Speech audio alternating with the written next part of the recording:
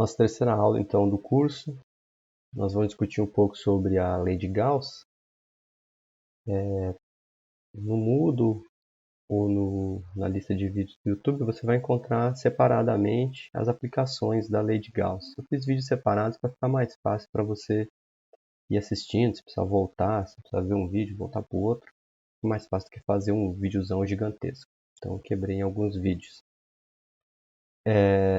Na aula passada, a gente estudou a lei de Coulomb, né? Discutiu sobre a força de Coulomb, a força entre cargas elétricas, e o conceito de campo elétrico, campo elétrico sobre um sistema de cargas e sobre uma distribuição de carga.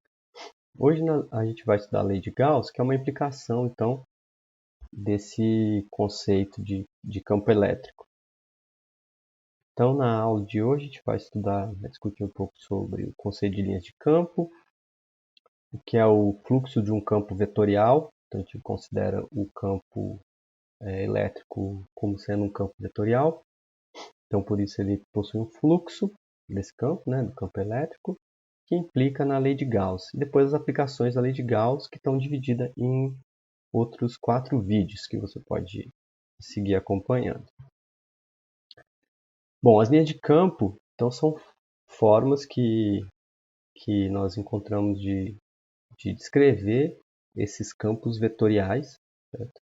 Então, a definição de linha de campo são linhas contínuas, definidas de tal modo que o campo elétrico seja tangente a elas. Então, a ideia é que, se eu tiver um sistema de cargas, por exemplo, aqui uma carga menos Q e uma carga mais 3 vezes o valor da carga pequena, o campo ele segue tangenciando essas linhas. Então, nós temos as linhas de campo e o campo segue tangenciando essas linhas. A intensidade desse campo é determinada pela densidade de linhas. Então, quanto mais linhas de campo nós tivermos, as regiões onde há mais linhas de campo, o campo elétrico é mais intenso do que regiões onde há menos linhas de campo. Então, a direção do campo nós representamos pelas linhas, pela orientação dessas linhas, e a intensidade é determinada pela densidade de linhas de campo. Então, por exemplo, você pode ver, quanto mais próximo dessa carga, maior a intensidade de linhas. Nós vimos pela lei de Coulomb, né, que o campo ele é inversamente proporcional à distância da carga. Quanto mais próximo da carga, maior o campo. Quanto mais longe da carga, menor a densidade de linhas de campo e, como consequência, menor a intensidade do campo. Então, isso é uma forma da gente representar. No laboratório, você tem lá um dos experimentos sobre linhas de campo, né, de um dipolo. Então, é um dos experimentos que vocês fazem no laboratório. Então, vocês veem que, de fato, né, essa caracterização é algo que a natureza representa. Né? A natureza consegue representar essas linhazinhas de campo. As linhas de campo, nós determinamos ela como sendo, se a carga for positiva, as linhas saem da carga em direção ao infinito. Então, para cargas positivas, a gente vê aqui que a orientação então das linhas de campo, então é no sentido saindo da carga. Quando a carga for negativa, a orientação das linhas é vindo do infinito em direção à carga. Então nós temos campos com direções contrárias para cargas com sinais opostos.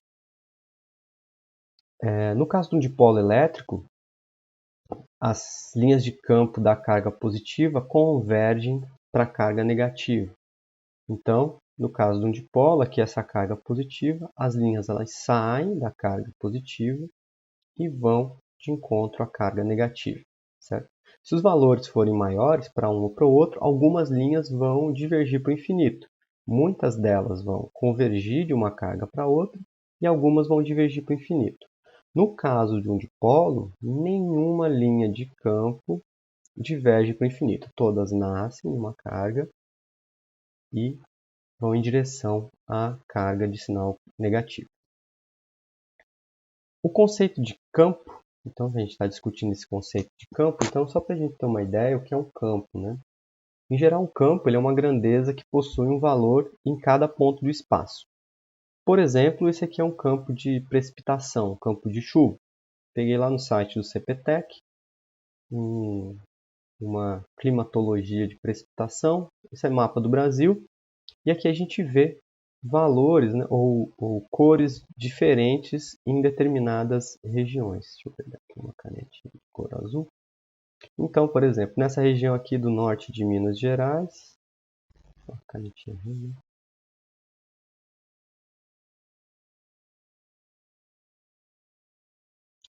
Nessa região aqui do norte de Minas Gerais, a gente vê uma precipitação com coloração mais avermelhada. E nessa região aqui do norte do Amazonas, uma região com coloração mais verde escuro. Então aqui tem uma régua que fala sobre a intensidade da precipitação dependendo da coloração. Então isso indica aqui que existe uma grandeza, né, que é esse campo de precipitação, e ela possui valores diferentes em cada ponto do mapa, em cada ponto do espaço. Então a gente pode olhar isso como sendo um campo, uma distribuição de chuva no mapa do Brasil. A diferença do campo elétrico, nesse exemplo aqui, é que o campo elétrico é um campo vetorial, então ele possui uma orientação também em cada ponto. Não só um valor, né? Não só uma intensidade em cada ponto, que é uma característica dos campos escalares, mas ele também possui uma orientação. Aí você tem que olhar a orientação da linha de campo, ou determinar qual é a orientação dessa linha de campo. Então, para a gente caracterizar essas orientações, né, a orientação do campo elétrico em um determinado ponto, a gente precisa caracterizar uma superfície. Então, vamos considerar uma superfície S qualquer. Então, ela pode ser uma superfície qualquer. Então, pode ser um plano, por exemplo, lá na definição que você aprendeu no seu curso de álgebra linear e geometria analítica. A gente vai escolher um lado para ser o lado positivo dessa superfície. A gente vai representar o lado positivo por uma curva normal, um vetor normal, perdão. Então a gente vai lá, define esse lado aqui é o lado positivo da superfície. Eu vou então escrever meu vetor normal apontando, saindo dessa superfície, fazendo um ângulo de 90 graus com a superfície. Então, por exemplo, no caso de um plano, né, você consegue definir uma equação para a superfície e calcular qual é o vetor normal, lá no seu curso de geometria analítica. No caso de superfícies fechadas, o lado de fora é escolhido como lado positivo. Certo? Então, se eu tiver, por exemplo, uma superfície fechada com esse aspecto de um círculo, né, você vai ter o lado positivo como sendo o lado de fora dessa superfície. A gente pode determinar, então, um elemento de área de uma superfície. Um elemento de área de uma superfície é determinado como sendo, por exemplo, essa areazinha aqui, certo? Uma areazinha com uma orientação. Então, esse aqui pode ser o meu ΔA. E essa é a orientação desse elemento de área. Você fala assim, professor, mas a área é um número escalar, a área não é um vetor, né? Eu aprendi lá, desde criança, que a área é um número, né? E no curso de Física 1 também você aprende isso. Sim, a área é um número. Mas aqui a gente está falando de um elemento de área de uma superfície orientada, né? Então a superfície possui uma orientação, possui um lado positivo. E essa orientação é determinada por esse vetor. Então a gente vai caracterizar um elemento de área com essa orientação. Então esse aqui é o valor da área que você aprendeu nos seus cursos, né? Ao longo da sua vida. E esse n aqui vai ser o vetor normal, então. O vetor normal, a superfície vai caracterizar essa orientação desse nosso elemento de área. Então, o fluxo do campo elétrico, então ele é calculado a partir dessa orientação do elemento de área. Então, o fluxo de campo elétrico ele é caracterizado como sendo a integral do campo elétrico sobre a área. E a integral é calculado sobre toda a superfície S. Então, eu tenho uma carga, por exemplo, gerando um campo. Então, aqui tem uma carga, gerando uma quantidade de campo elétrico. Aí eu quero escrever, eu crio uma superfície, certo? Uma superfície como essa, por exemplo. E eu quero calcular qual que é o fluxo de campo que cruza essa superfície. Então, eu tenho que vir aqui ó, em cada área dessa superfície e determinar qual é o vetor normal. Então, aqui eu vou ter um vetor normal para B. Então, eu chamo esse superfície de B, superfície de baixo de A, um vetor normal a A e vetores normais nas demais orientações. Nesse caso aqui, essa orientação ela não me interessa nesse caso, porque eu sei que as linhas de campo vão ser perpendiculares a ela. Então, vamos chamar isso aqui de NP, de perpendicular. A gente vê que E, o campo elétrico, produto interno com NP, é igual a zero. Por quê? Porque o produto interno entre vetores ortogonais é igual a zero, né? Isso aqui é o módulo de E vezes o módulo de N, que é igual a 1, vezes o cosseno do ângulo entre E e N. Se o cosseno for π sobre 2, ou 90 graus, então o cosseno vai ser igual a zero, né? Por isso que vetores ortogonais, o produto interno é igual a zero. Bom, então se eu escolher uma superfície fechada, colocar uma carga do lado de fora da superfície, eu vou precisar calcular então qual que é o fluxo de campo que entra na superfície e o fluxo de campo que sai da superfície. Okay? O que ocorre é que a quantidade de campo que entra na superfície é igual à quantidade de campo que sai da superfície. Vocês concordam comigo? Então, se vocês tiverem dúvidas sobre essa afirmação, se você discordar dessa afirmação que eu acabei de falar, você manda lá no Moodle. Ou na próxima aula, então, síncrona, a gente pode discutir isso. Mas pensa o seguinte, eu tenho uma superfície, eu tenho uma carga, certo? Vai ter uma quantidade de campo que entra e uma quantidade de campo que sai. E o que entra tem que ser igual ao que sai.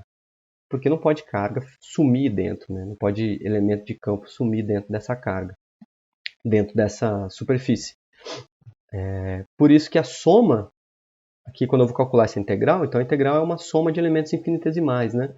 Então quando eu calcular essa integral aqui, eu vou calcular uma integral de tudo que entra mais tudo que sai. Só que o que entra, ele tem um sinal numa orientação contrária aqui. Ó. A normal está numa orientação contrária ao campo. E o que sai está na orientação paralela ao campo. Então a soma dos dois, eu vou somar uma grandeza com sinal positivo e uma grandeza com sinal negativo. Como a intensidade dessas duas grandezas é igual, né, que o que entra é igual ao que sai, a soma é igual a zero. Então, se uma carga estiver fora da superfície, a quantidade de campo que entra é igual ao que sai, então o fluxo de campo é igual a zero. Certo? Então esse resultado aqui é geral, uma vez que isso vale para qualquer superfície. Certo? Qualquer superfície fechada, o que entra é igual ao que sai, o fluxo sobre essa superfície é igual a zero. Agora, se a carga estiver dentro da superfície, então considera aqui que eu tenho uma determinada superfície, com esse formato aqui, por exemplo, e eu tenho uma carga. Eu vou ter uma quantidade de campo saindo da superfície por um lado, uma quantidade de campo saindo da superfície por outro. Sendo a superfície fechada, a orientação da área dela vai ser sempre apontando para o lado de fora. A orientação dos elementinhos de área, não é? Então, os elementinhos de área, você vai ter uma quantidade saindo por um lado, uma quantidade saindo pelo outro. Na soma, isso dá diferente de zero. Então, é como se eu tivesse aqui um elementozinho de carga, escolhesse um elemento de carga Q, e eu desenhasse aqui uma esfera.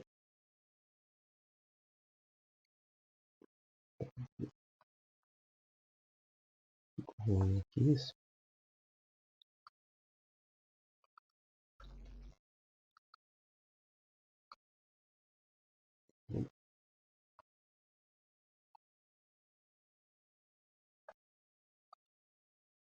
eu tenho um círculo ou uma esfera e eu coloco um elemento de carga no centro.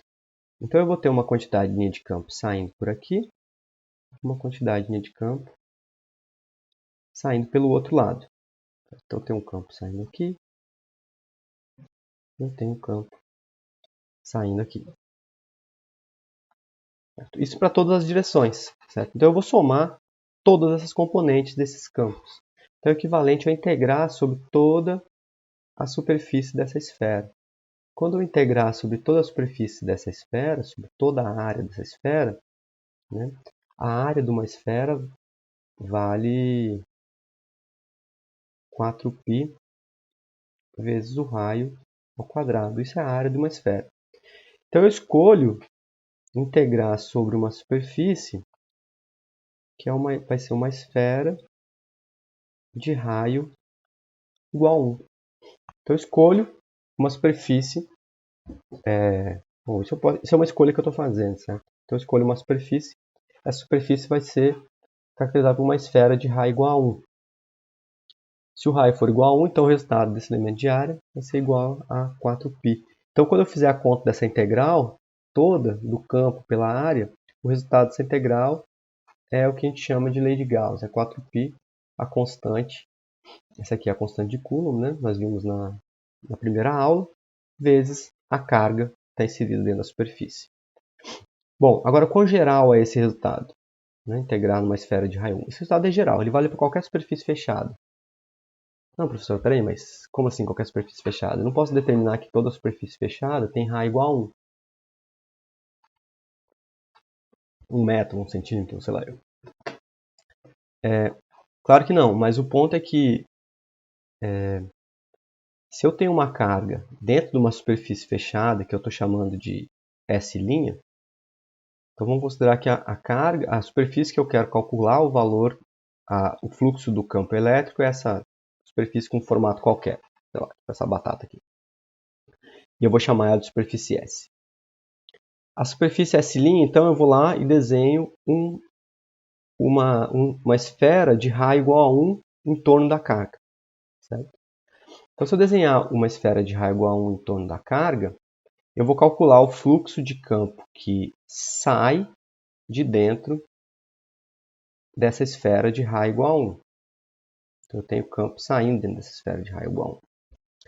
Agora, vê se você concorda comigo que se a carga está dentro da superfície S igual a 1, eu posso considerar que ela está fora dessa superfície S que não contém S'. Então, S menos S'. Então, a carga está fora dessa superfície. A soma do fluxo de campo que entra na superfície S' tem que ser igual a que sai da superfície S'. Portanto, o fluxo de campo sobre S menos S' vai ser igual a zero. Se o fluxo de campo sobre S menos S' é igual a zero, quer dizer que a quantidade de campo que está entrando, que está saindo de S' tem que ser igual à quantidade de campo que está saindo de S. Então, o fluxo sobre S, que é a superfície grande, tem que ser igual ao fluxo de S'. E quanto vale o fluxo de S'? S' eu escolhi como sendo uma superfície esférica de raio igual a 1. É igual a 4πk vezes Q. Isso ocorre pelo fato de que o fluxo de S menos S' é igual a zero. Se o fluxo da diferença é zero, quer dizer que as grandezas são iguais. Okay? Então, para calcular o fluxo sobre uma superfície, eu posso sempre calcular o fluxo de uma superfície de raio igual a 1, de uma esfera de raio igual a 1. Isso vai me dar o valor do fluxo. Então, esse resultado é geral. E esse resultado nós chamamos de lei de Gauss. Então, a lei de Gauss é o fluxo de campo elétrico sobre uma superfície S gerado por uma carga qualquer Q dentro da superfície S. Então, é importante. Esse Q aqui é a carga dentro da superfície.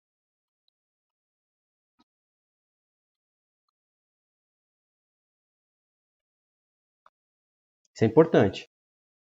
Isso é importante, porque eu vou escolher uma superfície. A gente chama essa superfície S de superfície gaussiana. Tá? Então, S... De novo aqui. Agora vamos ter que apagar. É aquela dificuldade que eu tenho de apagar. Aí, acho que eu consegui. Então, a superfície S é chamada de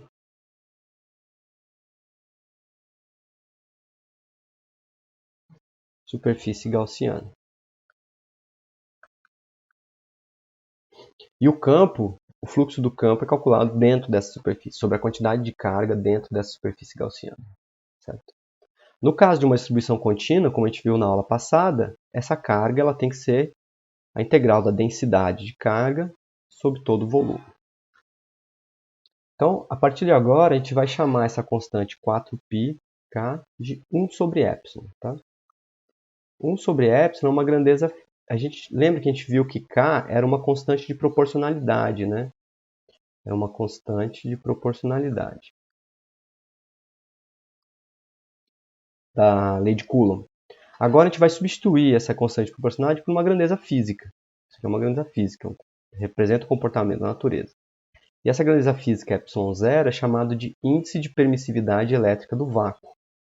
Cada meio vai possuir o seu índice de permissividade elétrica. O do vácuo vale essa quantidade aqui no Sistema Internacional de Unidades. Tá? 8,85 vezes 10 na menos 12 unidade no Sistema Internacional. Coulomb ao quadrado, Newton na menos 1 sobre metro quadrado. Certo? Então esse é o índice de permissividade elétrica do vácuo. A gente vai substituir por esse valor e aí a gente vai enunciar então a lei de Gauss a partir disso.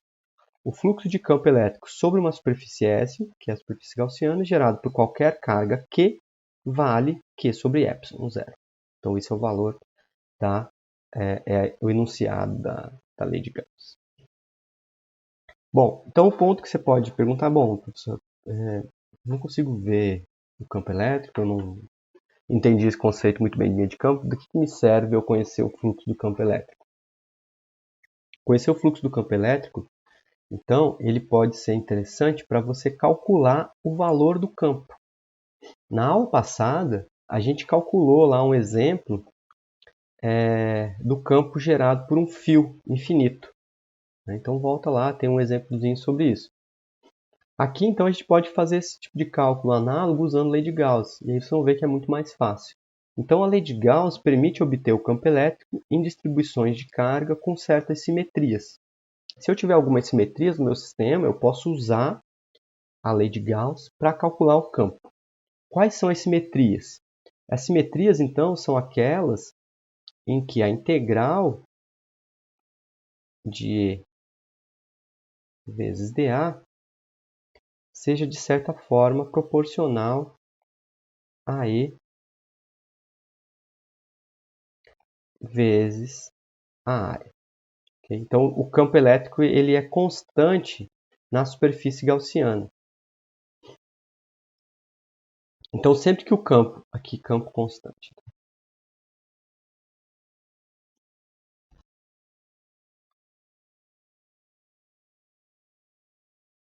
Se o campo for constante na superfície gaussiana, você pode usar, então, a lei de Gauss para calcular o campo elétrico. E a superfície gaussiana, então, você escolhe ela, né? Então, ela tem que ser escolhida de acordo com a simetria.